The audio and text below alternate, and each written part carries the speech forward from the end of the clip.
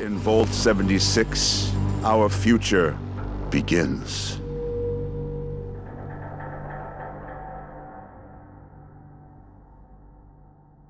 Fallout 76 is set before any of the other Fallout games and takes place in Vault 76, hence the name. The one key difference with this game compared to the past ones in the series is that this is actually an online survival game as opposed to being an RPG. With that said, it still has a lot of the elements that we've come to love in Fallout, but here's what we definitely know so far. Let's start by taking a dive into the setting of Fallout 76. As stated earlier, this is a prequel to all the previous Fallout games. It actually takes place 25 years after the nukes all dropped. After you've created your character using the character creation systems, you'll then start off the game by leaving Vault 76 on Reclamation Day, returning to the surface to live out the rest of your days in a brand new destroyed world. Sadly, the place has evidently become a bit of a shitfest since the bombs fell. When you leave the vault, you'll exit to the ruins of West Virginia, which is now crawling with a bunch of creatures and monsters that have actually been inspired by West Virginian folklore. So far, we've already been told that the map is 4 times the size of Fallout 4 and divided into 6 distinct regions: the Forest, the Mire, Toxic Valley, Savage Divide, Ash Heap, and Cranberry Bog. Each region has its own distinct look along with varying risks and rewards for players to take into account. We've even been given a glimpse into a couple of places that have been dotted around the world, such as the Charleston Capitol Building, Camden Park, and Vault 63. But enough about the world and setting. Let's now chat about how the online system actually works. Fallout 76 is the first Fallout game to be purely online play. Now, some of you may be a little disappointed with that news, but don't be, because it's entirely possible for the game to be played solo, so long as you're logged in online. Of course, even when going solo, you'll still come across a couple of other players on the servers, but Todd Howard has said that hopefully somewhere down the line, once the game is released, private servers could potentially be introduced into Fallout 76, so it isn't all doom and gloom for lone wolves.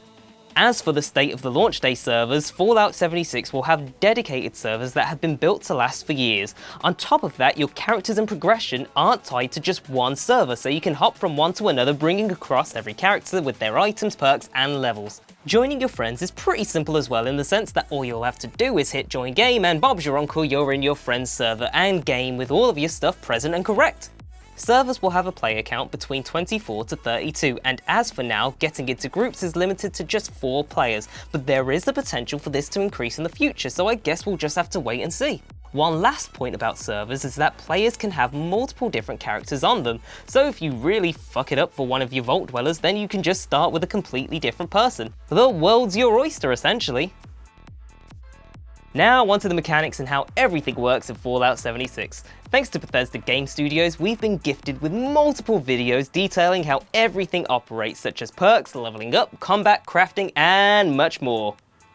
The leveling system is much like the one in Fallout 4, except perks have now been rebranded as perk cards, and you're only able to have a limited number of them at any one time. If you're unhappy with the perk cards that you've earned, then that's fine, because you can just give them a cheeky reroll to acquire new ones that might be better suited to you. Another new aspect is that perk cards can even be shared with people in your party so that you can grant your group different specialities. For example, you can make one of your guys a medic while another adopts the role of master builder. Since Fallout 76 is an online multiplayer game, that's kind of required a bit of a rethink to how certain elements work within the Fallout framework. Firstly, HP and AP are exactly the same as Fallout 4's, and surprisingly enough, even VATs are back. Rather than working in slow motion, however, VATs in Fallout 76 will be delivered in real time, meaning you've got to think fast when it comes to your strategy for taking down enemies. Now, usually when it comes to survival games, death means you lose everything, including your level, your gear, just everything, but not so much in Fallout 76. Thankfully, if you die, you don't lose the progress of your character. All you have to do is just pick a nearby location to respawn and then you're good to go. As for the survival aspect at work in Fallout 76, there's a couple of basic needs that you need to keep on top of for your character. Things like hunger and thirst are par for the course, and when you're lacking liquid refreshment, you'll find your max AP level reduced. So yeah, maybe try not to get thirsty, especially before a firefight. There are also diseases and mutations that you'll need to be wary of. Mutations especially, as these won't just impact your traits, but your character's appearance as well.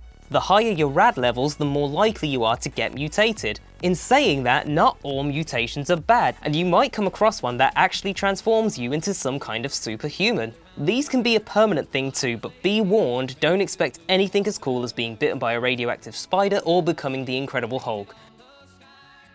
Crafting and building is something that we had a glimpse of in Fallout 4, where we were able to customize our weapons with different attachments and build up settlements with various different defenses. Now most of that is back for Fallout 76, but just with an array of improvements to make it more well suited for online survival. When it comes to crafting, you now need recipes to create things such as guns, weapon mods, ammo, armor, and more. The way that you can obtain recipes is either by taking down some monsters, completing quests, or just exploring the world and finding them abandoned somewhere. You can also acquire recipes by trading with other players, and if you're missing a couple of components to make the items you want, don't fret, because you can trade items with other players too. One way or another, you'll find everything you need to become a nigh-on unstoppable super soldier. Bethesda is also currently exploring the possibility of implementing robot vendors in a hub area so that you can even trade while you're away from the game. Now when it comes to settlement building, all of this is done with a new tool dubbed the CAMP, better known as CAMP, which is an acronym that stands for Construction and Assembly Mobile Platform. It's a little device that you can carry with you from location to location to build up new settlements either by yourself or with other players. Building settlements works much the same as it did in Fallout 4, with the added bonus being that you can take the camp tool with you from server to server. If you join a server that has a settlement built in the same location as you, then don't worry, that doesn't mean you'll completely lose it. Instead, it'll just become a blueprint that you can load up in an entirely new location. If you're a little worried about players attacking your settlements while you're offline, don't be, because as soon as you log out of the server, so does your settlement. There will be no sneak attacks when you're asleep in the real world, so happy days. Finally, let's talk about the PvE and PvP aspects of Fallout 76. When it comes to the PvE side of things in the game, it's basically just like previous Fallout games. You'll be able to take on various different quests that are dotted around the world, explore new locations, go hunting and more. The one difference is that there aren't any human NPCs in Fallout 76. The confirmed enemy types so far are super mutants, robots, feral ghouls, deathclaws, intelligent plants, mothmen, snallygasters, scorch beasts, and a megasloth. As for how you receive quests, the way they're handed to you is either through terminals, holotapes, robots, and the like. Many of the quests and story can also be discovered by simply finding new locations, just like they were in Fallout 3 and Fallout 4. Another new PvE aspect is that the map has 4 nuclear missile sites that players can access and launch nukes from. The way to do this is by collecting all of the missile keys that can be found from killing various creatures around the world. To actually get the nukes themselves, you'll have to complete all kinds of puzzles that, once solved, will enable you to access the control panel and unleash atomic fury upon Fallout 76's already scorched Earth.